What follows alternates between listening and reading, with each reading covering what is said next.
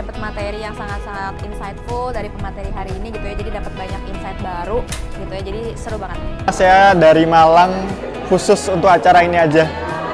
Eventnya bagus, kebetulan kemarin itu juga pernah ikut yang di Bandung, terus memuaskan juga, ilmunya mantep, insight-nya juga banyak, dan pematerinya sangat-sangat jago lah di bidang-bidangnya.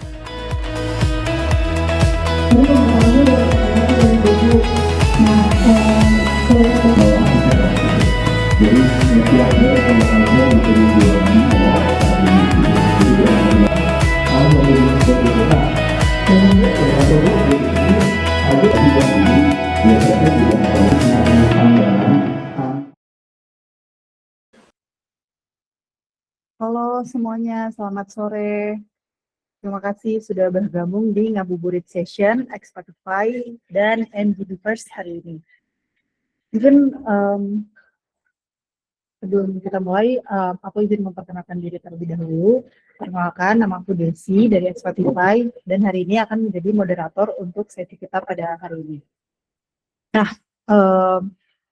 mungkin aku mau perkenalan juga nih, speaker-speaker kita hari ini. Kita ditemani oleh dua speakers kita yang bakal ngasih insight mengenai topik Road to Revenue Resilience, Turning Ramadan Peak into Sustainable Growth. Yang pertama ada dari Mas Aldi Ginanjar sebagai COO dari Expertify, dan dilanjut oleh Mas Okta Nurangga sebagai Vice President of Growth and Strategy dari MGD First. Nah, sebelum kita mulai, mungkin aku mau info sedikit nih ke teman-teman peserta. Jadi dalam sesi ini, setelah mendengarkan pemaparan dari Mas Aldi dan Mas Okta, nanti kita akan lanjut ke sesi tanya-jawab. Nah, kalau misalnya dari teman-teman mau ada pertanyaan nih, nggak sabar mau nanya, itu boleh banget langsung ditulis saja di kolom chat. Nanti akan kita bahas di diskusi ya, pada sesi Q&A. Nah, mungkin tanpa berlama-lama, aku persilahkan Mas Aldi untuk membuka sesi ini. Silahkan Mas Aldi. Oke, terima kasih Kak Desi. Ini suaraku kedengaran kan ya? Jelas ya? Mau confirm? Oke, siap. Oke, terima kasih teman-teman semuanya yang udah hadir di webinar kali ini. Jadi mungkin buat fans Mas Irawan agak kecewa mungkin ya. Jadi seperti yang diinfokan di poster kita, harusnya Mas Irawan gitu sebagai CEO Expertify yang ngisi. Namun karena beliau sedang berduka, jadi saya harus gantikan dulu. Dan mungkin mulai aja ya. Mungkin aku akan perkenalkan diri dulu untuk perkenalan singkat mungkin ya tentang Expertify sebelum nanti kita masuk ke sesi bareng Mas Okta gitu, biar nggak ada yang bertanya-tanya sebetulnya Expertify itu apa dan siapa sih gitu. Nah, oke, jadi Expertify itu adalah digital agency sebetulnya yang mana fokusnya itu di website development gitu, dan memang kita sudah sejak 2016 develop website dengan berbagai teknologi gitu ya, dan beberapa tahun ke belakang kita fokus untuk development e-commerce gitu. Jadi memang kita fokus di e-commerce aja, dan salah satunya kita menggunakan platform namanya Shopify gitu, dimana buat teman-teman yang belum tahu, Shopify itu adalah leading commerce platform, platform e-commerce yang salah satu yang terbesar di dunia gitu. Di samping ada WordPress dan ada Magento gitu. Jadi Shopify itu platform untuk kita bisa buat website untuk e-commerce gitu, untuk jualan toko online kita sendiri gitu. Nah, kaitannya dengan Expertify adalah Expertify adalah official Shopify partner dan expert untuk Indonesia gitu. Jadi kalau misalnya teman-teman ada yang pengen tahu untuk jasa Shopify gitu, atau pengen develop website menggunakan Shopify, itu bisa menghubungi kita aja. Nah gitu. Dan mungkin kaitannya dengan webinar hari ini adalah sebetulnya kita di Expertify bukan hanya sebagai agensi gitu ya, atau developer aja, tapi kita juga ingin membantu atau membangun komunitas commerce sendiri di Indonesia gitu. Dan melalui webinar ini adalah salah satu misi kita untuk bantu mengedukasi business owner dan merchant gitu yang ada di Indonesia yang bergerak di bidang e-commerce gitu. Jadi sebetulnya kita bukan hanya webinar saja, kita juga sering mengadakan meetup setiap 6 bulan sekali, di mana kita biasanya tur ke berbagai kota gitu ya. Mungkin kalau dari tadi teman-teman ada yang ikutin video video bumpernya itu event terakhir kita di Semarang bareng Mas Okta juga gitu dari NGD dan ada beberapa partner lainnya. Nah, terus di webinar kali ini nih kita pengen sebetulnya untuk melanjutkan tema dari roadshow kita kemarin di Semarang gitu. Jadi di Semarang kemarin itu kita bahas tentang persiapan untuk menyambut Ramadan dan Idul Fitri gitu ya. Nah, di webinar kali ini karena kita udah masuk ke sesi Ramadan dan bentar lagi Idul Fitri, nah kita juga pengen mengedukasi teman-teman sebetulnya apa sih yang perlu kita lakukan kalau misalnya si Ramadan ini atau Idul Fitri ini udah selesai gitu ya. Nah, di sini kita ngundang MGD di mana ada Mas Okta sebagai VP of Growth-nya di MGD dan Mas Okta akan sharing-sharing nih bareng kita gimana sih strateginya untuk kita tetap bisa menghasilkan cuan after si Lebaran itu, karena kan seperti yang kita ketahui mungkin biasanya traffic e-commerce itu menjelang Ramadan, menjelang Idul Fitri itu cukup naik tuh. Nanti after Ramadan tuh biasanya cenderung turun lagi.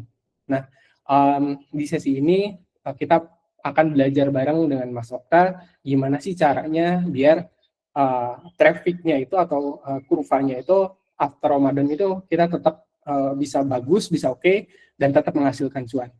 Gitu. Nah, tanpa berlama-lama lagi, mungkin aku undang aja ya di sini langsung ada Mas Okta Nurangga sebagai VP Growth dari MGD First. Halo Mas Okta. Mas Aldi, selamat siang. Ketemu lagi kita Mas, online. Iya, ketemu lagi Mas. Sekarang secara online dulu. Apa kabar? Masih puasa Mas? Hari ini enggak Mas, banyak godaan. Banyak godaan. Tapi memang nggak puasa. Oke. Nah mungkin kita langsung aja ya, mungkin boleh perkenalan dulu dari Mas Okta dan mungkin nanti bisa langsung dimulai aja kali ya Mas Okta untuk mempersingkat waktu.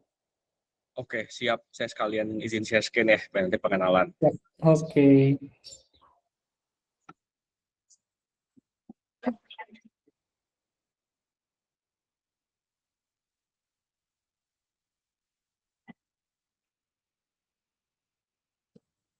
Oke, layarnya sudah terlihat ya Mas ya? Sudah aman Mas. Oke, jadi selamat sore, selamat siang, hadirin dari Spotify yang mungkin sudah lama menanti kelas-kelas ini atau yang kemarin nggak bisa langsung ke Semarang. Sekarang ada kelasnya secara online dan aku selalu antusias, excited untuk bahas materi-materi dengan Spotify karena kami sudah beberapa kali mengisi acara, ngobrol, dan juga berinteraksi dan menurut aku sih seru dari segi timnya dan juga audiens-audiens yang datang gitu. Jadi banyak yang nanya, aktif, dan aku pun berharap mungkin di sesi kali ini kita sifatnya sharing, nanti bisa diskusi dan tanya jawab di akhir supaya apa yang masih belum jelas atau bingung bisa diklarifikasi nantinya. Nah, topik kali ini tuh aku pengen bahas tentang dari pembeli lebaran jadi pembeli langganan. Gitu. Nah, kenapa ngambil topik ini? Karena biasanya nih ketika lebaran itu kita punya kenaikan omset gitu. Kita juga nantinya punya dapat pembeli baru banyak banget yang asalnya nggak tahu kita jadi beli kita. Tapi setelah lebaran biasanya mulai drop nih. Nah, ini yang biasa jadi challenge dan gimana cara kita untuk membuat orang yang tadinya cuma beli sesekali ketika lebaran jadi pelanggan kita. Oke, jadi ini sekilas background dari aku di MGD First sudah dari tahun 2019, 7 tahunan, dari mulai campaign optimizer atau advertiser di belakang layar yang ngatur iklan klien sampai ke sekarang tuh posisinya di VP of Growth and Strategy. Jadi yang tadinya ngembangin klien sekarang ngembangin MGD First-nya sendiri. Dan aku ya kuliahnya di Bandung sampai saat ini. Lanjut, MGD First sendiri sebenarnya kita tuh nyebutnya adalah walaupun mungkin bentuknya kayak agency, tapi kita tuh strategic growth partner yang memang fokusnya bukan hanya sebagai eksekutor, tapi sebagai pemikir strategis, partner dari brand owner untuk mikirin hal-hal apa aja yang bisa dilakukan untuk menaikkan bisnisnya klien lewat platform digital. Nah, service kita mulai dari konsultasi, mulai dari ads handling, sampai ke kreatif juga banyak. Atau mungkin yang kayak sekarang lagi rame adalah live shopping gitu, dan klien kita sekarang ini udah mungkin total ya dari tahun 2016 itu sekitar 1000-an lintas industri, walaupun sekarang tuh paling banyaknya adalah female shoppers, yaitu bisnis-bisnis yang memang target marketnya perempuan, misalnya fashion, mom and babies, modest, skincare, FMCG, yang memang portfolio kita kuat di sana. Itu ini contoh klien-klien yang pernah kita tanganin atau yang sedang kita tanganin. Mungkin udah pada familiar lah ya beberapa gitu, terutama mungkin pengguna hijab atau yang suka ngomongin fashion, di sini tuh kita pernah tanganin semua. Partner juga udah lengkap, jadi ini yang standar lah ya, sebagai agensi pasti udah punya akses ke platform, kalau misalnya ada apa-apa atau ada insight bisa kita kasih tahu ke sana. Nah, ini aku mulai dari awal dengan data, jadi yang menarik adalah aku tarik data 3 tahun ke belakang. Aku juga nggak tahu nih brand owner yang ada di sini atau hadirin semua tuh mengalami hal serupa, tapi di 2023 dan 2024 bahkan kalau aku tarik balik ke 2022 itu pun sama. Jadi di awal quarter 1 atau quarter 2 itu pasti naik karena ada Ramadan dan Lebaran. Tapi habis itu melandai, lalu pas di menjelang Q4 itu mulai naik. Itu makanya kalau melihat grafik di sini yang warna merah, yang warna kuning ini tuh naik dari mulai bulan September. Tapi bedanya di tahun 2025 kemarin itu kita sempat naik di Agustus, naikin lebih awal, tapi akhirnya tuh drop di Desember. Ini juga aku sampai sekarang masih menduga-duga gitu. Ada yang mungkin alasannya karena makroekonomi daya beli menurun, ketidakpastian ekonomi yang ada, mungkin juga dari segi orang sekarang ada perubahan perilaku, jadi macam-macam gitu. Tapi mostly revenue line MGD First itu kliennya memang mengalami penurunan di Q4. Ada yang naik, ada gitu, tapi secara average itu turun. Nah, tapi ada 24% klien yang mengalami kenaikan setelah Lebaran. Jadi kalau melihat dari sini, dari yang asalnya grafiknya turun, tapi di sini malah naik nih. Mungkin di bulan April atau Maret atau Mei yang, ya ini tergantung dari tahunnya aja, Lebaran jatuh di bulan apa, ini tuh kalau di sini turun, tapi ada klien-klien yang masih naik. Mereka tuh ngapain sih? Nah ini nih, kalau aku mau bagi jadi 3, biar gampang. Ada platform framework itu 3B, buffer, build, dan juga push. Bedanya apa? Mungkin kita akan bahas secara perlahan, tapi nanti ini nggak akan mungkin terlalu detail karena waktunya nggak cukup, tapi nanti kita bisa didiskusikan di akhir. Nah, buffer ini adalah masa ketika nanti kita fokus untuk merapikan stok yang ada. Nah, biasanya kan setelah Ramadan atau Lebaran atau setelah peak season, itu stok adalah berangkat. Kita lupa untuk nyatat ulang, kita lupa untuk melihat ini bestseller kita masih ada atau enggak. Nah, tugasnya di masa ini adalah nyiapin stok-stok yang memang bestseller. Gitu. Kenapa bestseller? Karena ketika setelah Lebaran banyak pembeli baru yang baru tahu brand kita. Nah ini waktunya kita untuk kenalin lewat produk-produk yang udah terbukti bagus, bukan produk-produk yang mungkin secara value-nya lebih kecil. Itu. Terus yang kedua, kita juga harus melakukan PDP, Product Detail Page. Ini juga yang aku selalu encourage buat brand, jangan lupa atau jangan males nge-review Product Detail Page kita, entah itu di marketplace atau di website secara berkala. Karena mungkin ada perubahan tren dan juga perubahan perilaku. Itu. Jadi kalau kita ngelihat rumusnya revenue itu kan dari transaksi dikali harga jual. Transaksi itu salah satunya tuh ada traffic sama ada conversion rate. Nah, PDP berperan penting pada conversion rate. Itu seberapa willing orang untuk melakukan pembelanjaan di halaman PDP kita. Itu makanya kenapa harus sedetail mungkin. Kalau bentuknya fashion, itu bisa tampilin gambar modelnya, gambar lookbook si flat lacy si barangnya, cantumin juga tinggi berat badan modelnya supaya orang kebayang, disampaikan juga cara ngukurnya gimana, sizingnya gimana, cara merawat, supaya orang tuh jelas dan juga nggak bertanya-tanya. Ibaratnya ini tuh halaman yang sebagai tim sales yang sedang pitching ke calon klien. Ketika halaman PDP kita jelek, ya orang mungkin nggak lanjut melakukan pembelian. Dia lebih melihat ke sebelah yang mungkin PDP-nya lebih bagus. Jadi jangan lupa untuk di-revamp. Yang kedua, ads product. Jadi di bulan rawan atau lebaran itu, atau peak season, pasti kan kita punya audiens baru. Nah, waktunya sekarang ini kita untuk nge-retargeting audiens yang udah kita targeting di sebelumnya. Karena kita fokusnya untuk retention, bukan untuk akuisisi. Gitu. Kenapa? Karena ketika setelah lebaran itu, orang cenderung untuk menahan daya belinya. Nah, ketika sedang menahan daya beli, kita jangan paksa untuk dia belanja gitu, karena secara logikanya jadi nggak dapat, kecuali misalnya kita udah tahu audiens kita itu punya kemampuan ekonomi tertentu yang relatif tidak price sensitif. Go ahead gitu. Misalnya contoh klien kami Button Scarf, dia jualan hijab yang satunya tuh 400.000, 500.000. Audiens yang mungkin relatif tidak terlalu price sensitif. Jadi ketika setelah Ramadan, as long as ada campaign dan juga produk baru yang bagus, mereka akan beli gitu. Tapi kalau audiens kita middle to low misalnya dan price sensitif, ya kita jangan maksa mereka untuk belanja lagi secara agresif. Tapi kita nge-retain mereka supaya harapannya ketika beberapa bulan kemudian mereka melakukan pembelian, mereka sudah punya daya beli, ya mereka akan melakukan pembelian. Jadi kita meretarget itu. Dan juga kalau aku lihat di sini offernya mungkin bisa diubah dari yang asalnya diskon secara jor-joran, kita ngasih all in semua penawaran yang kita punya, berubah jadi value, sifatnya tuh bundling. Misalnya kayak satu brand aku lihat di TikTok, ada brand sling bag buat cowok, harganya 250.000, itu dia brand baru beneran dari nol gitu. Dan salah satu cara yang paling menarik bagi aku adalah dia nggak banyak melakukan diskon, tapi yang dilakukan adalah bundling. Jadi komunikasinya itu adalah beli 1 dapat 4. Nah, ketika dia beli sling bag, orang itu dapat kacamata hitam, dapat lanyard, sama dapat gantungan kunci. Jadi plus barang jadi 4. Seolah-olah kayak value yang dikasih itu banyak, tapi padahal kalau kita lihat HPP-nya, kacamata hitam, gantungan kunci, lanyard paling berapa sih? Apalagi kalau misalnya kita bisa akses sourcing dari China gitu. Jadi seolah-olah dengan 250.000 orang dapat 4, tapi value-nya tuh seolah lebih tinggi tanpa kita mengurangi diskon. Nah, ini mungkin effort-effort yang bisa kita lakukan nantinya.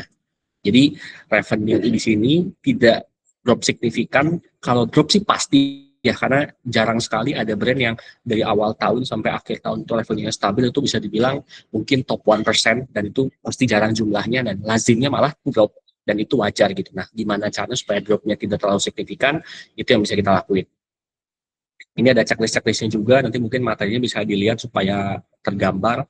Tapi yang paling penting adalah jangan lupa di awal langkahnya adalah kita stock of name, kita lihat dulu kita masih punya stok berapa untuk dijual ketika setelah Ramadan. Mungkin kalau bulan sekarang kan di April tuh kita udah harus siap nih berapa barang yang bisa kita jual supaya nanti kita bisa menghitung target lagi.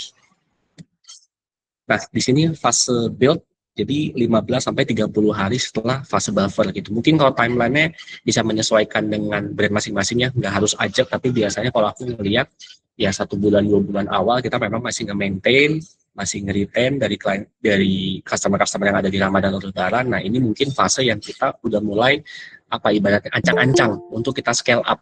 Karena biasanya kalau dari tren itu Q2 dan Q3 revenue itu mulai naik. Nah, ini yang harus kita siapin.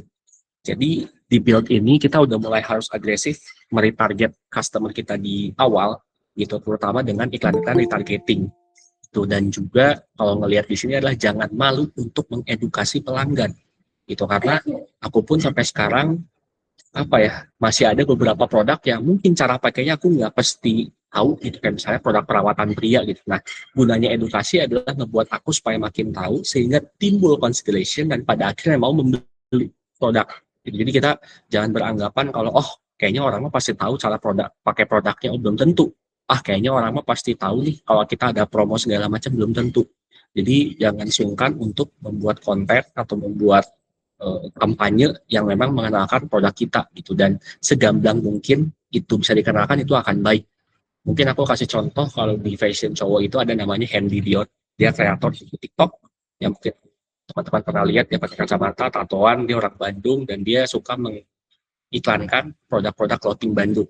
Nah, waktu itu dia di-endorse oleh Human Greatness, sebuah brand fashion oversize baju-baju kaos kayak Uniqlo yang memang bahannya tuh cotton. Nah, dia mengkomunikasikan value-nya dengan cara dia ngebakar si bajunya itu. Jadi kalau misalnya gosong, artinya kan ada campuran polyester, campuran plastik. Nah, itu katanya panas.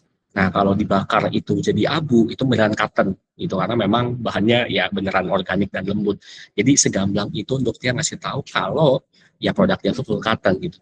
Terlepas misalnya contoh Uniqlo sekarang pun pakai polyester, kan bukan berarti yang full cotton lebih baik gitu, tapi at least orang-orang itu tergambar, ini value yang dikasih oleh Human Greatness dibanding dengan brand lain. Jadi itu jangan sungkan-sungkan buat ngasih tahu audiens, karena akan ada selalu pembeli baru gitu. Kayak misalnya let's say brand yang udah kenal, ya kita kenal sehari-hari pun, misalnya kayak Nike, Adidas, Apple, itu kan nggak mesti yang beli dia tuh adalah pembeli-pembeli lama gitu. Akan ada orang yang baru beli Apple, baru beli Nike itu hari ini.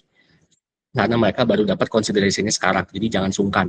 Terus juga kalau yang aku lihat sekarang lagi rame kan affiliate, itu ini jadi semacam cara marketing baru untuk mengkomunikasikan produk. Nah, kalau aku lihat di sini, kita pun nge-affiliate-nya jangan cuma sekedar misalnya ngirim sampel selesai gitu. Tapi pertama pasti harus dikurasi, dan yang kedua kalau sekarang tuh aku lihatnya adalah jangan sungkan juga untuk approach secara personal. Mungkin kalau by system di Shopee atau TikTok kan ada langsung ya gitu, ini KOL-nya, afiliatornya siapa aja, terus kita bisa ngirim barang atau enggak. Tapi menurut aku sih di beberapa afiliator yang kita udah tahu historicalnya bagus, kita approach personal aja via DM. Mau nggak kita masukin ke grup Telegram atau grup WA yang isinya semua afiliator-afiliator. Di situ kita kasih tahu sosialisasi tentang produk kita, kasih edukasi, do and don'ts-nya apa kalau mau ngiklanin, terus yang kedua kelebihan produk kita apa, yang ketiga target marketnya siapa, supaya afiliator pun dapat komunikasi dan brief yang jelas, sehingga ketika kontennya makin bagus, kemungkinan orang nonton lebih banyak, kemungkinan orang beli jadi lebih banyak. Nah, ketika orang yang beli banyak, komisi dia juga jadi lebih banyak. Jadi jangan malu dan juga jangan males untuk mengedukasi afiliator, karena di zaman sekarang afiliator itu punya peranan penting itu. Dan juga ketika kita melihat tadi stok udah disiapin, kita juga bisa mulai evaluasi secara berjenjang apakah si produk reseller kita itu tuh punya traction yang oke. Kalau punya traction yang oke, kita harus make sure kalau misalnya produknya jangan sampai sold out gitu. Karena aku sering banget dapat klien yang ketika setelah lebaran itu tuh bensinnya langsung habis gitu, karena mereka aduh stoknya udah habis, telat order, malah keburu nyiapin campaign baru di semester 2 gitu. Padahal bestseller ini kalau di online perannya penting banget.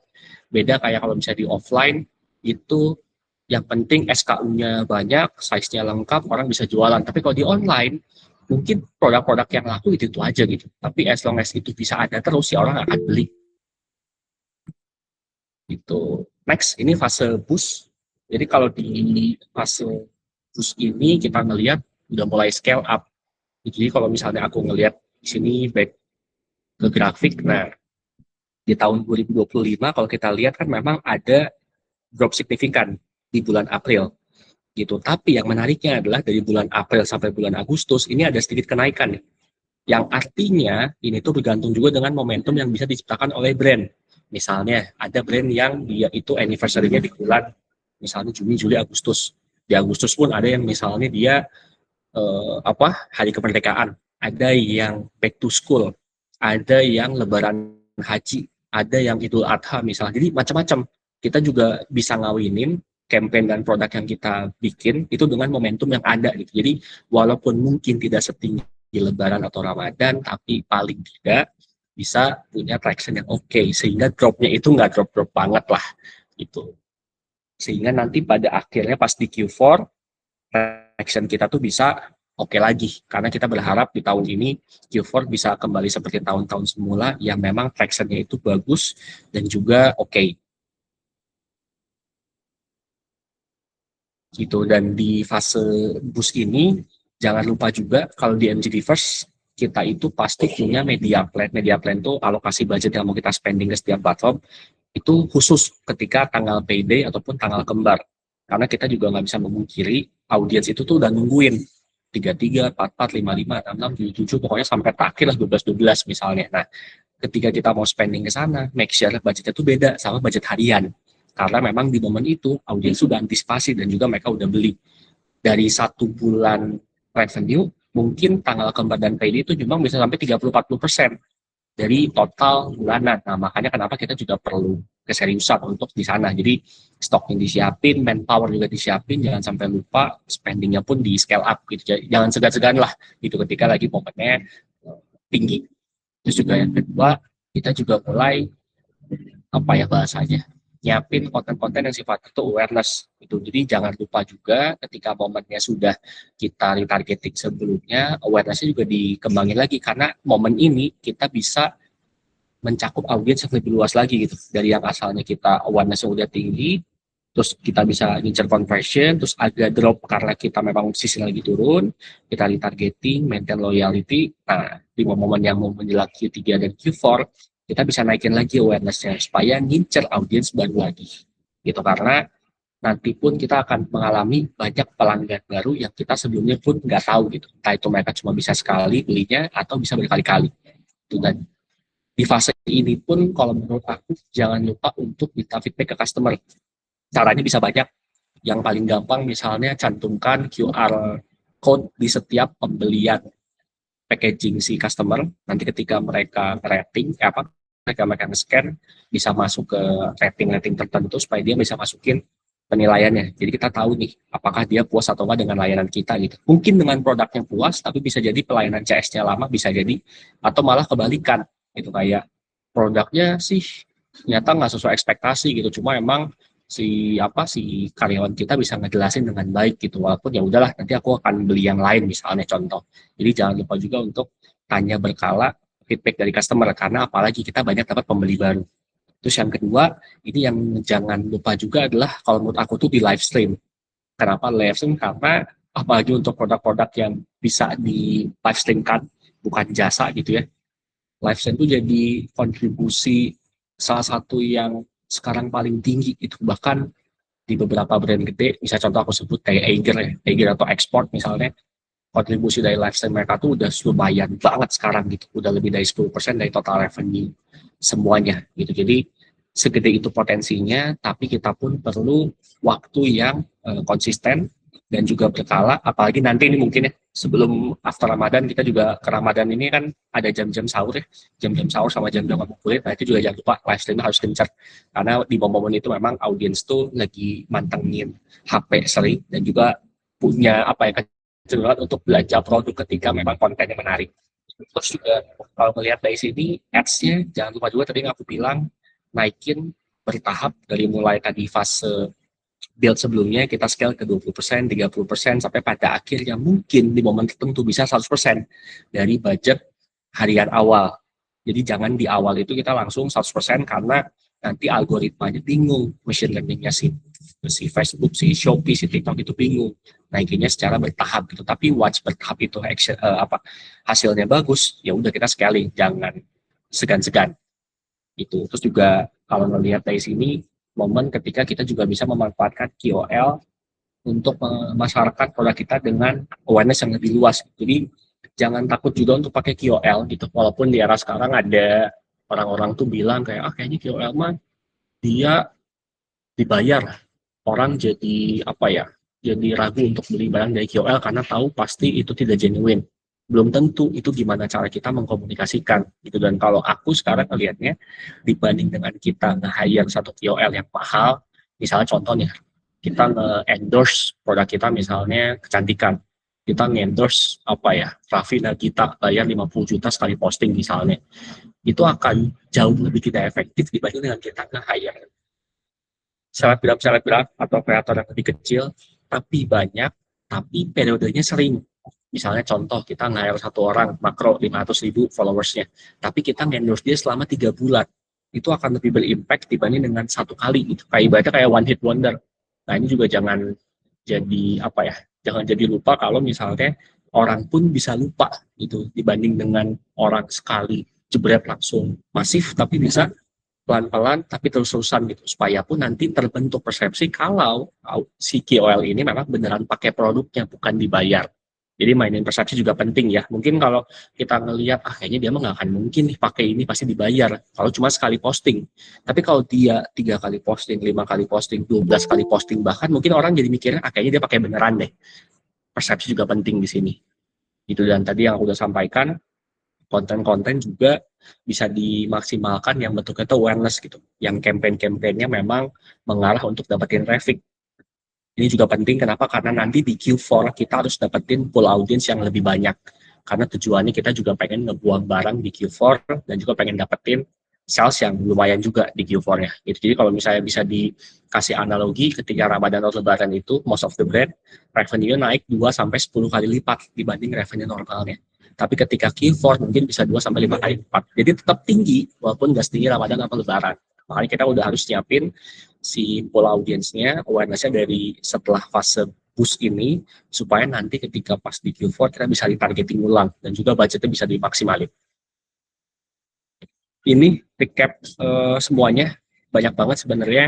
yang bisa kita bahas per platform, per advertising, KOL, live, tapi aku nggak akan mungkin cukup waktunya, jadi ini mungkin akan bisa dilihat oleh teman-teman sendiri. Itu yang jelas ini adalah fasenya ketika kita ingin punya performance yang stabil, ya performance stabil ini lahir dari persiapan gitu. Kita sebagai business owner atau decision maker mungkin harus melihat horizonnya tuh bukan cuma dari bulan ke bulan, tapi memang dari 1 tahun yang kita udah by design melakukan target atau goal. Oh, di bulan ini memang aku pengen targetnya 5 kali lipat revenue-nya, tapi di bulan ini ya revenue aku stabilin aja. Nah, sehingga nanti strategi kita bisa relevan dan juga kita tidak reaktif. Sewaktu-waktu misalnya ada perubahan tren atau perubahan perilaku, baru kita reaktifin di sana. Tapi ketika kondisinya normal, ya memang kita harus melihatnya dalam periode yang lebih panjang. Ini yang apa?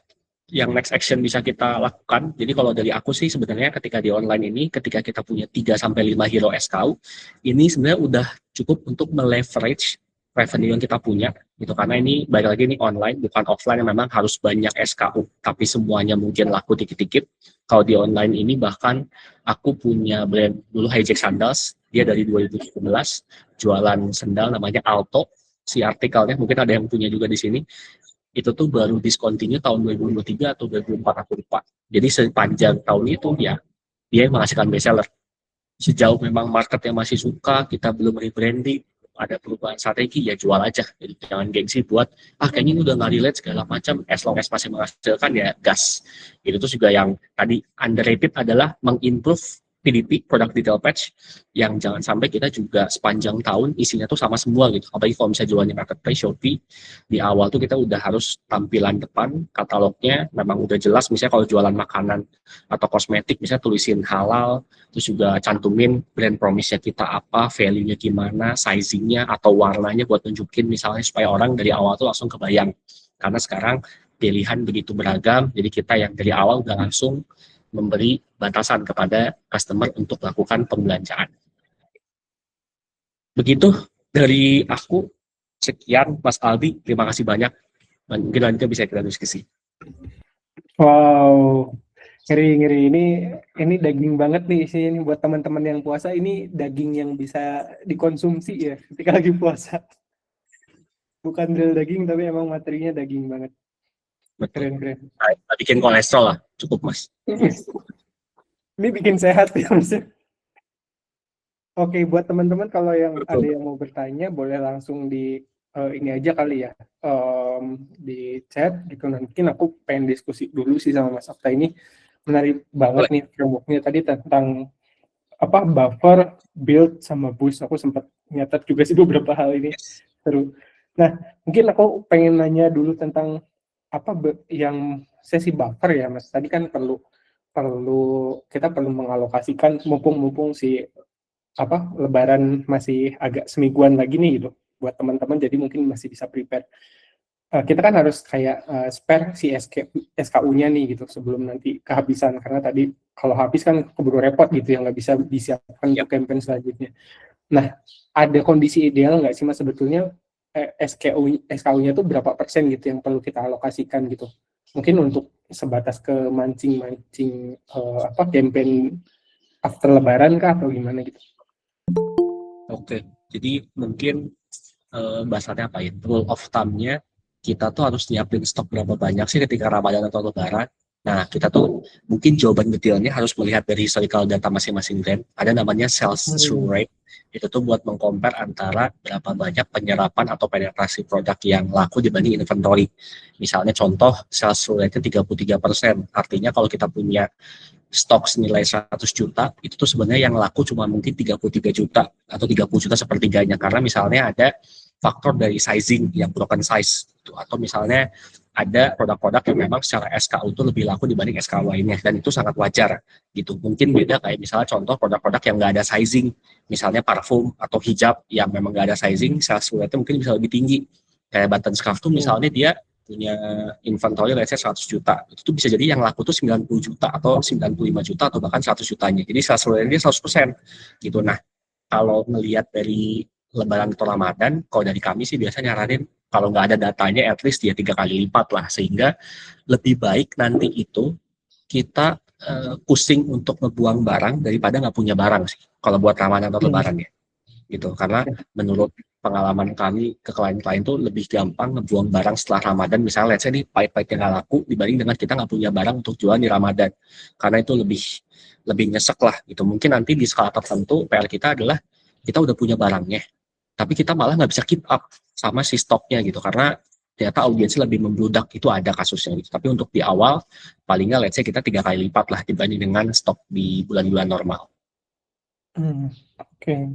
3 kali lipat itu mungkin jadi ya pertimbangan untuk apa ya, kasarnya tadi ngebuang barang itu mungkin bisa dijadiin untuk yang bundling itu ya, offeringnya after itu ya. Yes, betul sekali. Oke. Nah, Mas, kalau misalnya ini masih di buffer sih gitu. Sebenarnya pengen tahu kalau misalnya kayak ada proporsi ideal nggak sih untuk si ads ya, penggunaan ads, karena kan di buffer ini tetap perlu ada ads juga gitu.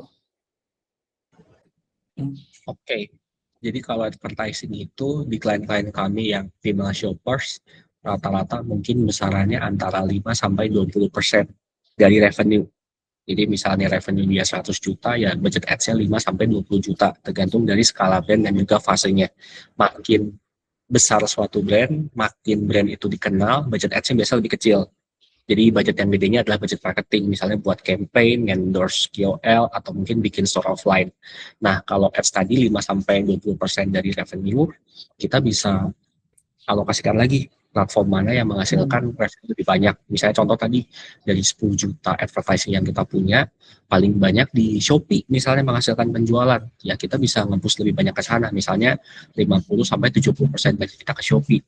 Nah, 30%-nya itu baru ke platform lain yang menghasilkan, misalnya kayak Meta ataupun TikTok. Itu bisa banget. Jadi tergantung dari objektif kita apa gitu. Kalau objektif kita untuk mengeksploitasi peluang, menaikkan penjualan, pasti budget kita arahinnya ke platform yang menghasilkan paling banyak gitu. Tapi ada momen mungkin ya kita nggak all out di platform yang kita memang revenue tinggi, tapi kita pengen eksperimen, misalnya brand ini baru launching di TikTok, ya kita bisa kasih budget lebih banyak di TikTok.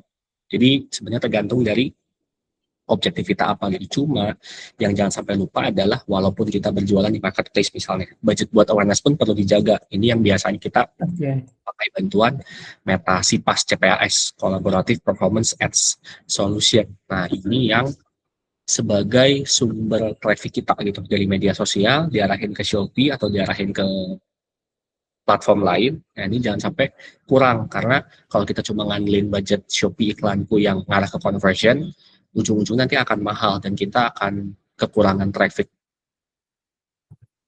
Berarti itu maksudku untuk di buffer pun untuk ads-nya di sekitar 5-20% itu ya? Betul, dan sebenarnya gini, menariknya adalah di buffer ini tuh ada brand yang malah si budgetnya, let's say ya, misalnya nggak dikecilin, malah tetap stabil, atau bahkan dinaikin, itu ada gitu, tergantung dari objektifnya. Misalnya tadi aku ngobrol sama manajernya tas ekspor, dia setelah lebaran walaupun drop, tapi budgetnya nggak dikurangin, nggak dikendorin gitu, karena dia berpikir kalau gue ngurangin budget, ya penjualan atau awareness gue akan lebih kurang, gue akan lebih susah lagi untuk dapetin customer. Mungkin itu skalanya adalah skala ekspor yang udah nationwide gitu. Tapi untuk brand-brand biasa mungkin menurut aku memang bisa dikecilin proporsi budgetnya gitu. Mungkin tadi asalnya 10%, jadi kita mungkin 8%, 7% gitu. Tapi nanti ketika momentumnya udah mulai tinggi, ya kita bisa naikin lagi. Oke.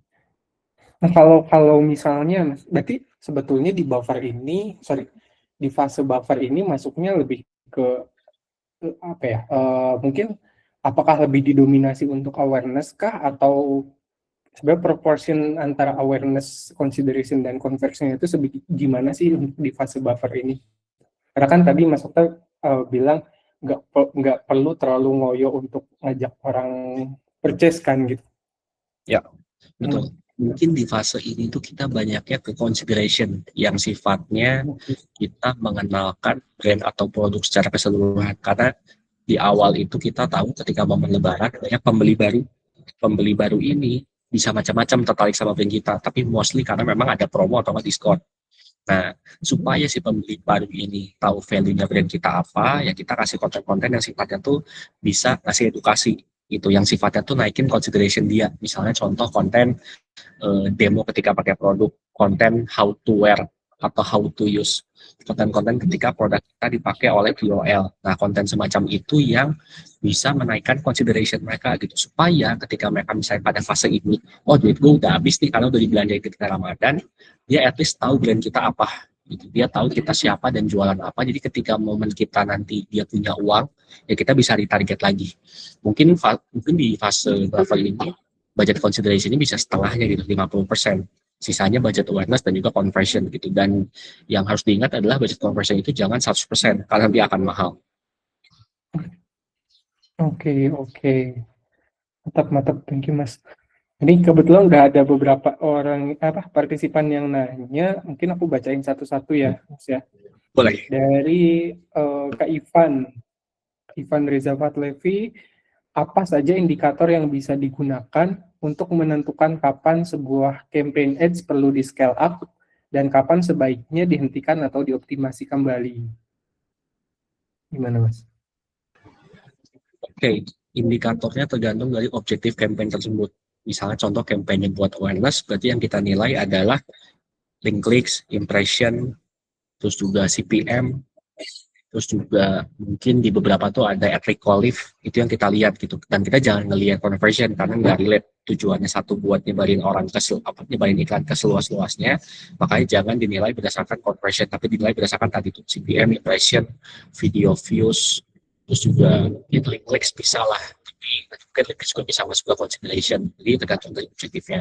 Kalau consideration tadi, misalnya kalau kita punya website, berarti kan landing page view, link clicks-nya berapa, CTR-nya berapa. CTR kan link click dibandingkan dengan impression. Terus juga add to cart berapa mungkin. Jadi kita ngelihat seberapa banyak orang antusias dengan produk kita gitu. Ibaratnya kayak kalau sekarang kan misalnya cewek-cewek suka nih add to cart dulu, belanja nanti ketika punya uang, ketika pas payday itu sering juga. Nah, itu bisa kita lihat. Dan juga mungkin kalau spesifik sekarang bentuknya konten banyaknya video, ya kita bisa ngelihat berapa banyak orang yang nonton di 3 detik pertama, berapa banyak orang yang nonton sampai habis. Itu kalau di Meta tuh ada semua. TikTok pun harusnya ada, jadi bisa ketahuan si produk yang si konten yang kita punya itu menarik ya untuk ditonton.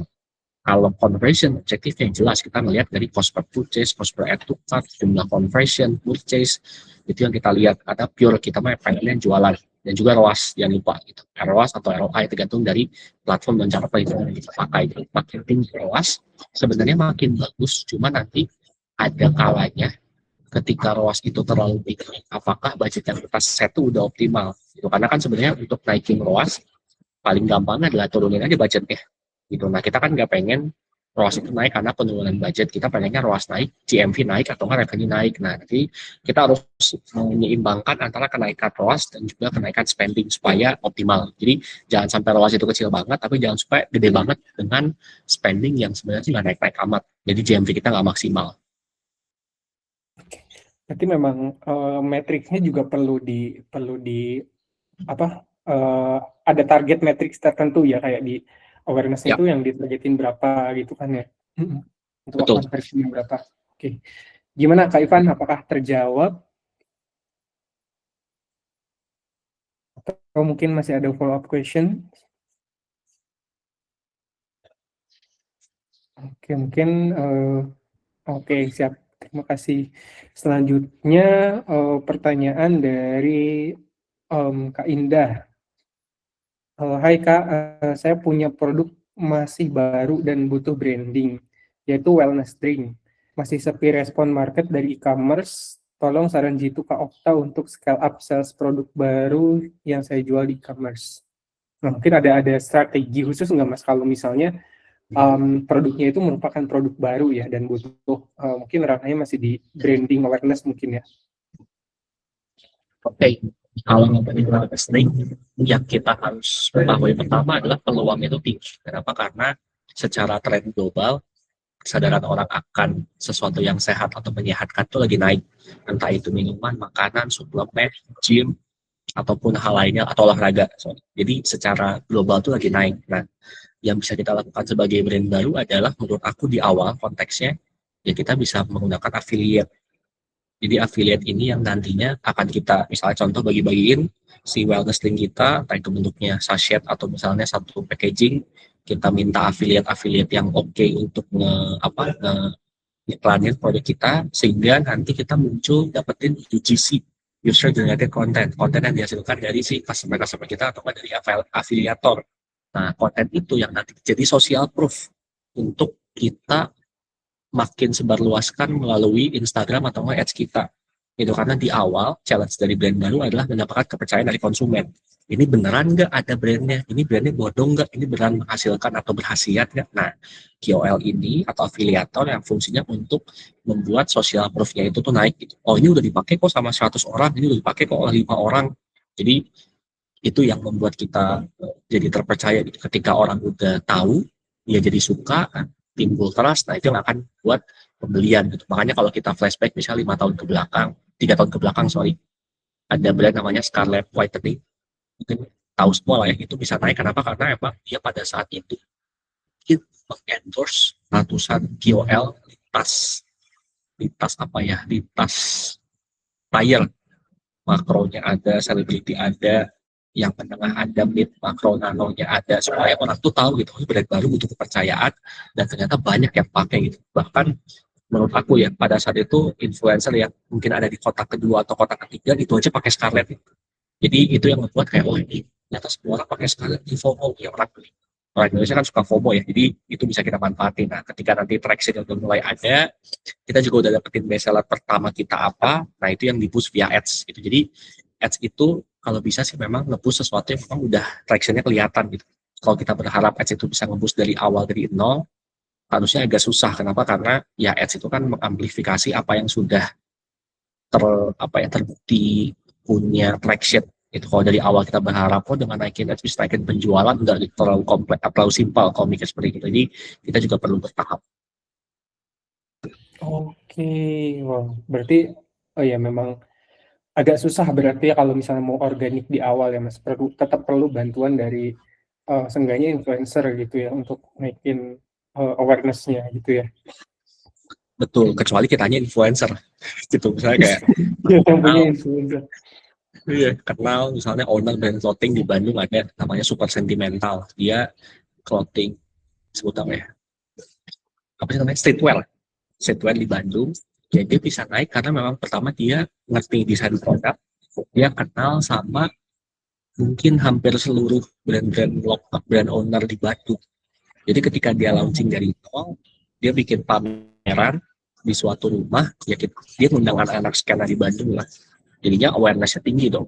Jadi dia udah jualan produk yang memang dia ngerti marketnya, dia pun kenal network-nya, jadi dia bisa ngembangin. Nah kalau kita yang ibaratnya bukan siapa-siapa, yang bisa kita lakukan adalah ya kita minta bantuan orang yang memang siapa-siapa gitu, supaya kita nggak mulai dari nol. Itu tuh lama banget, kita ya harus butuh bantuan dari orang lain.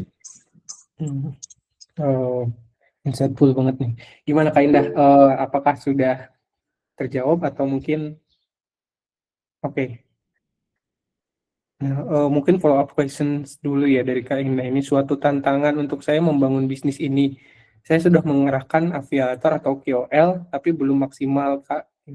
Gimana insight-nya nih? Oke. Alasan nanti bikin produknya penjualan belum maksimal pasti ada banyak gitu. Nah, yang perlu diperhatikan adalah sebenarnya setiap brand itu punya momentumnya gitu. Mungkin kalau kita nanti lihat di TikTok ada namanya tas ground studio, bentuknya seperti tote bag yang warna kotak besar, warna hitam. Itu tuh dia 1-3 tahun pertama memang nggak laku dulu gitu. Jadi dia proyeknya anak-anak ITB. Dan aku ngelihat memang ya dia di awal udah bikin konten oke, udah masarin ke teman-temannya, udah masarin dia banyak hal, tapi memang nggak laku ya, sangat-sangat bisa gitu. Tapi pada akhirnya setelah tahun ketiga dia laku, memang karena ada momentumnya gitu. Jadi orang-orang mulai percaya, orang-orang mulai masuk ke tahapan ya, kayaknya pakai tas tote bag gitu nih, nggak pakai era-eranya tas ransel atau backpack lagi. Ketika saat itu dia boost via konten dan juga KOL, makanya naik sampai sekarang. Bahkan aku lihat dia udah live stream tiap hari gitu. Dan ketika live stream tiap hari kan berarti revenue dia udah sustain ya. Dan dia juga punya cukup resources untuk bayar host, untuk nyewa studio misalnya. Jadi ya mungkin ada fasenya nanti kita evaluasi aja nih apakah memang, apalagi kalau menurut aku ya, ketika di awal konsumen kita masih dikit, tanya aja ke konsumennya langsung gitu. Menurut kalian produk kita gimana gitu? Apakah sudah oke, rasanya enak atau enggak? Terus juga apakah berkhasiat setelah dikonsumsi gitu? Apakah harganya udah cukup atau kemurahan, kemahalan, packagingnya oke enggak? Jadi menurut aku sih momentumnya ketika konsumen masih dikit, tanya langsung gitu. Apalagi kalau kita kenal ya orang-orang yang belinya. Jadi jangan takut juga untuk melakukan itu. Oke, oke. Tapi berarti mungkin kalau dari pandanganku kayaknya untuk afiliator atau KOL-nya juga mungkin perlu agak dispesifikkan kali ya Mas. Maksudnya tergantung dengan produk yang akan kita jual juga, ya nggak sih? Atau kita bisa boleh bebas nentuin beda afiliator tier sekian lah gitu. Tanpa mungkin relevansinya mungkin sebetulnya kurang dengan produk kita apa gimana sih? Kesesuaiannya Harus gitu. disesuaikan betul. Jadi makin beririsan atau makin tajam si ceruknya itu makin bagus. Jadi misalnya contoh kita lihat ke Natasha Surya. Ada di TikTok dia kreator wanita yang dia tuh biasa ngiklanin atau promosiin barang-barang elektronik mahal. Misalnya dia ngiklanin vacuum cleaner Dyson yang harganya 10 juta atau ngiklanin hair dryernya. Kan sebenarnya kenapa dia bisa sukses? Karena memang dia punya personanya gitu. Jadi dia dipersepsikan orang yang memang middle to high. Dia cara menjelaskannya enak, dia punya pengetahuan yang cukup, dia juga memang relate dengan orang-orang di sekitarnya yang dia punya uang, tapi memang belum tahu value dari si barangnya gitu. Jadi dia cocok banget ketika mempromosikan produk-produk mahal gitu. Walaupun produk mahal ya tetap laku. Nah, makin tajam target si KOL kita, makin dilihat dengan kita yang makin bagus gitu. Jadi makanya kenapa menurut aku KOL dan afiliator itu, terutama yang works, nggak bisa cuma sekedar pakai sistem pilih open plan atau targeted plan, nggak gitu, tapi ya kita riset manual gitu. Kita follow dulu si kreatornya, kita follow dulu afiliator atau KOL-nya, cocok nggak kira-kira ngebawain produk kita gitu. Kalau cocok ya langsung gas. Tapi kalau enggak ya kita mungkin bisa cari opsi lain. Jadi makanya sebenarnya teknologi di dashboard itu memudahkan, tapi jangan lupa juga part yang memang manusianya gitu. Jadi kayak riset, observasi itu juga perlu sih. Oke, wow, menarik. Gimana Kak Indah? Apakah sudah terjawab kah? Mungkin sambil nunggu dari Kak Indah. Oke, terima kasih Kak Okta. Nah, mungkin ini Mas Okta ada partisipan tadi yang raise hand ya. Mungkin boleh kalau misalnya teman-teman misalnya ada yang mau nanya langsung juga boleh ya. Raise hand aja nanti kita bantu untuk open mic ya. Gitu. Boleh dari Mas Hafiz ya. Silakan Mas. Ya, sebelumnya perkenalkan nama aku Hafiz. Jadi pengen nanya langsung nih, penasaran ke MGDverse yaitu Mas Okta tadi. Jadi dari data MGDverse kan tadi sempat nyebutin ya sekitar 24,4% klien itu justru revenue-nya naik setelah lebaran. Nah, aku tuh sedikit penasaran faktor apa sih yang paling besar yang membuat mereka bisa achieve itu? Seperti itu sih, Pak. Oke. Makasih Mas Hafiz. Jadi yang pertama, ada beberapa brand memang yang dia itu peak season ya, di lebaran atau Ramadan. Jadi peak seasonnya malah tergantung dari dia launching produk apa. Tidak mengenal season lah, bilang. Contoh salah satu di kita itu yang konsisten adalah ketika jualannya itu tuh sesuatu yang berhubungan dengan kecantikan. Karena kan sebenarnya ya, kecantikan tidak mengenal season. Itu walaupun ada pun di brand kita yang memang ketika Ramadan produknya itu naik. Jadi mix lah. Nah, yang kedua adalah brand ini ketika dia udah punya brand identity yang jelas, nah dia meluncurkan campaign yang tidak kalah besarnya dari campaign yang dia luncurkan ketika Ramadan atau Lebaran. Jadi si senjata terakhirnya ini atau kartu trufnya dikeluarin itu ketika malah setelah Ramadan. Kenapa? Karena dia tahu ketika Ramadan itu gua nggak usah terlalu ngelakuin effort tertentu, stok sediain, pool audiensnya kita matengin, kita banyakin, ya kita ngelakuin ads, KOL, segala macam itu bisa works. Itu tuh ada. Tapi si peak season tadi itu kebagi, jadi setelahnya gitu. Nah, banyak brand yang ketika melakukan anniversary launching produk itu tuh jauh lebih heboh ketika setelah bulan Lebaran, karena dia tahu kalau gua nggak melakukan itu nggak akan naik si revenue-nya. Nah, itu biasa works ketika brandnya itu dia tidak price sensitif audiensnya. Jadi once memang produknya dicari, fit dengan audiensnya, mereka tetap mau beli. Itu nomor dua. Yang ketiga, ketika biasanya mereka itu melakukan kolaborasi. Jadi antar brand itu banyak yang melakukan kolaborasi. Nah, ada dari 24% klien itu yang melakukan kolaborasi dengan brand lain, dan ternyata target marketnya tuh beririsan banget. Jadinya sangat erat gitu, dan produknya tuh fit juga di customer ya, itu juga works. Mungkin yang keempat ada juga faktor luck kali ya. Ada juga brand yang misalnya dia effortnya mungkin so-so, ya udah dia modal naikin budget bagus juga ada aja gitu, tapi mungkin ini sebagian kecil lah. Sisanya memang yang aku lihat ya dia nyiapin campaign atau enggak aktivasi yang memang nggak kalah besar dibanding dengan Ramadan gitu. Jadi itu juga perlu jadi catatan bagi kita gitu. Misalnya dulu aku tuh nge-handle brand Citadelia, brand hijab printed di Jakarta. Dia itu tuh si anniversary-nya bulan Juli. Jadi bisa dibilang ya dia ngelewatin Ramadan atau Lebaran dulu, terus drop, terus nanti dia di bulan Julinya bagus. Nah, aku melihat di bulan Julinya pendapatan dia jauh lebih tinggi daripada Lebaran.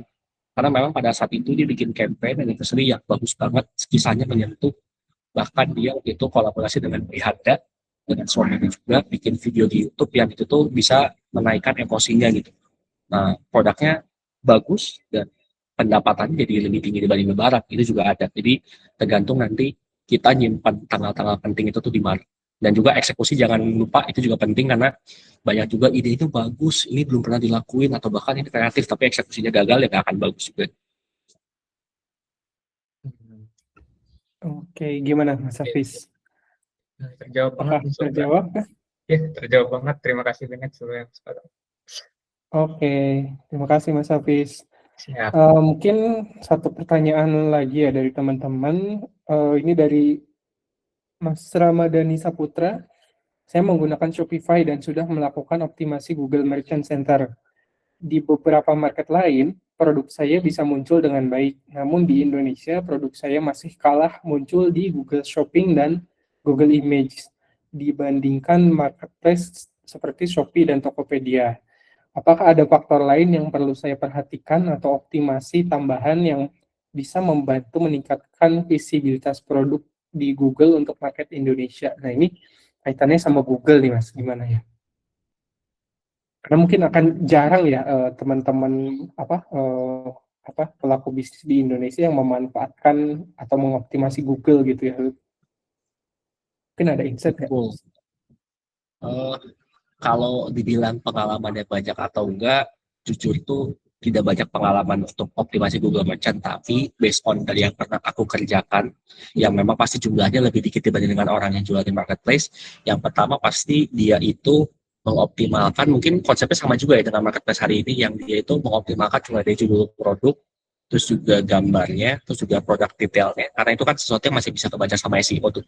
Nah, itu yang dioptimalkan. Jadi kalau misalnya kita jualan produk, title-nya itu kan kalau sekarang kan nama brand, terus nama SKU-nya, kategorinya apa, sama warnanya apa misalnya. Jadi itu juga perlu dilihat apakah kita udah sesuai atau belum, karena ada juga yang sampai saat ini bahkan ketika join sama MGD, title produknya itu masih belum bagus. Yang kedua juga tadi halaman produknya, apakah sudah oke, deskripsinya lengkap sehingga nanti bisa terindeks.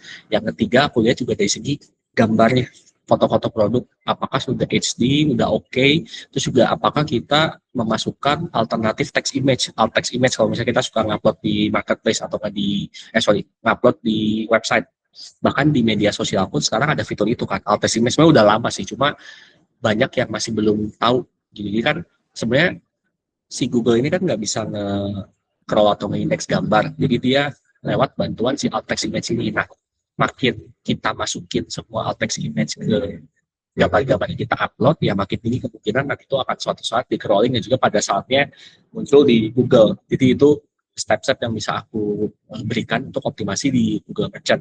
Walaupun sebenarnya nanti yang jadi challenge adalah kita lihat behaviornya orang Indonesia, apakah banyak yang mencari itu discovery via Google, terutama Google Search ya, search engine.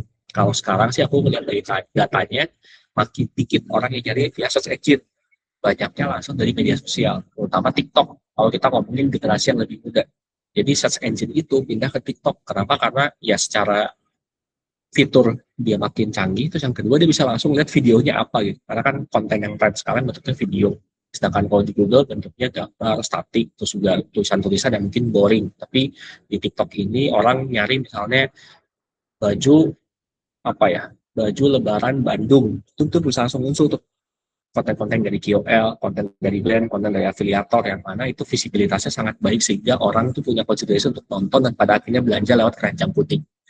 Begitu kalau aku lihat Mas Ramadhani. Oke, gimana Mas Ramadhani? Apakah sudah terjawab? Oh, ini Raisen, mungkin boleh open mic-nya aja ya, Mas Ramadhani.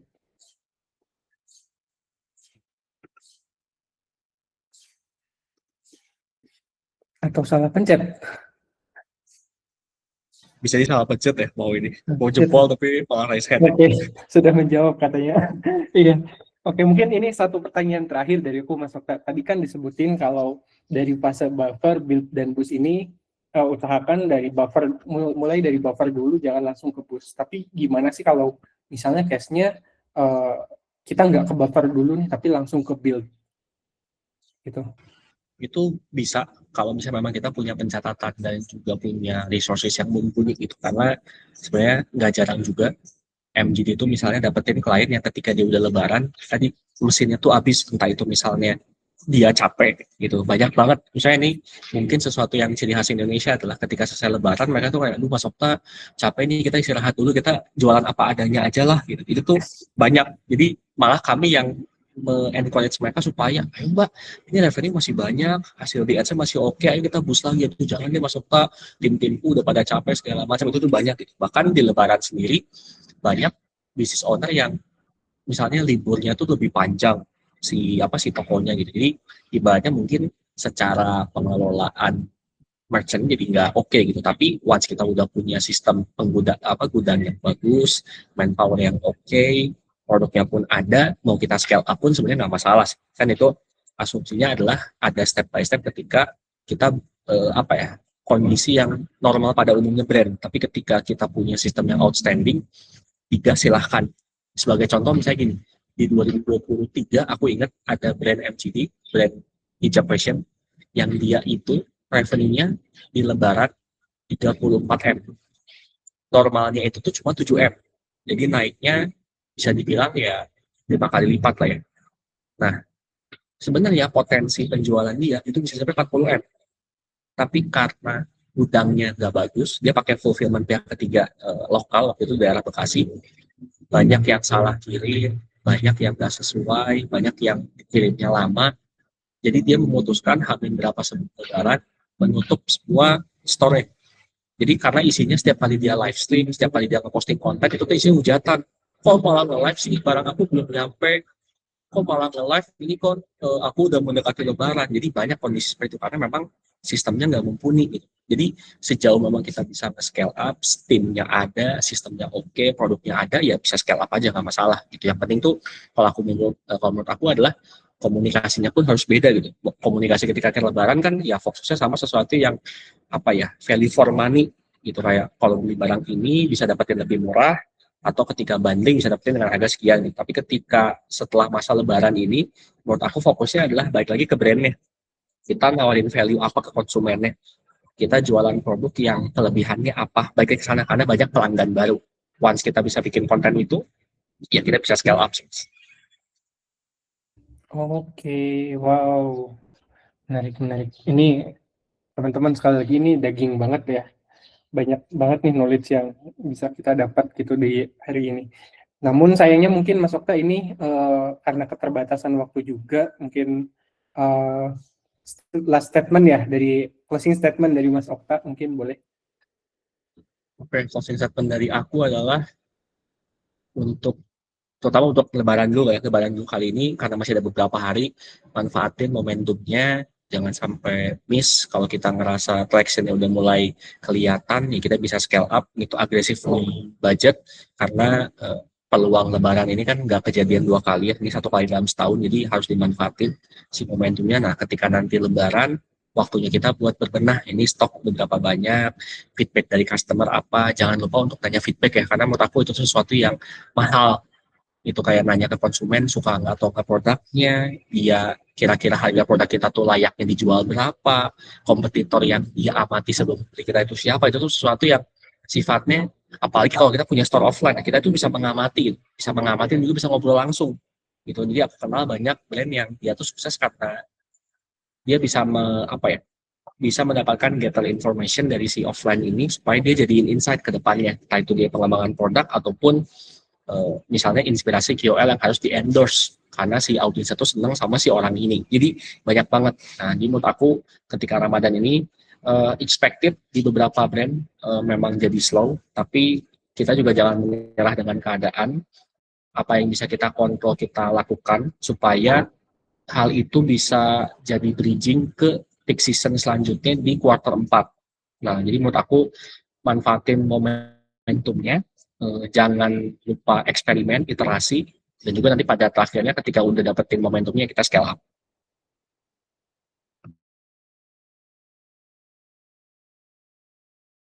Oke, ya mantap sekali tuh. Ingat ya teman-teman, mumpung Lebaran masih ada waktu nih buat Lebaran yang mau nge-push salesnya gitu ya. Banyakin live juga tadi kata Mas Okta, live di jam-jam sahur gitu ya, sebelum buka, dan mumpung THR udah pada cair gitu, jadi masih bisa genjot Betul, terus gitu. betul Dan sekali. jangan lupa after Lebaran gali feedback. Dari feedback itu kita evaluasi dan kita jadikan bahan untuk improve sales ke depannya. Oke, mungkin itu aja yang bisa aku bawain mendampingi Mas Okra dan teman-teman di sesi webinar hari ini. Semangat terus buat teman-teman biar closingan lebarannya dan after lebarannya masih bisa oke. Itu aku kembalikan ke Desi ya. Silakan. Thank you banget Mas Aldi dan Mas Okta buat pemaparannya. Tadi seru banget nih kayaknya buat temenin teman-teman ngabuburit ya. Nah, mungkin sebelum aku tutup, aku mau minta waktunya teman-teman nih untuk ngisi feedback form. Nah, feedback formnya mungkin bisa langsung scan aja QR code yang ada di layar.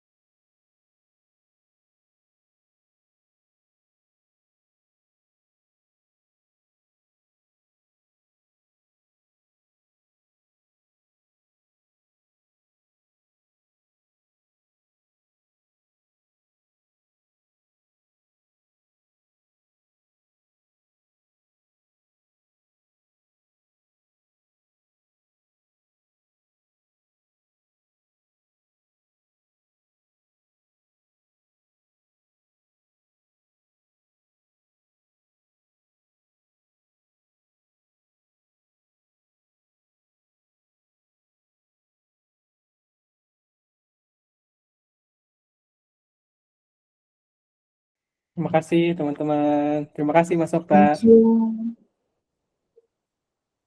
Makasih banyak Mas Aldi dan tim Spotify.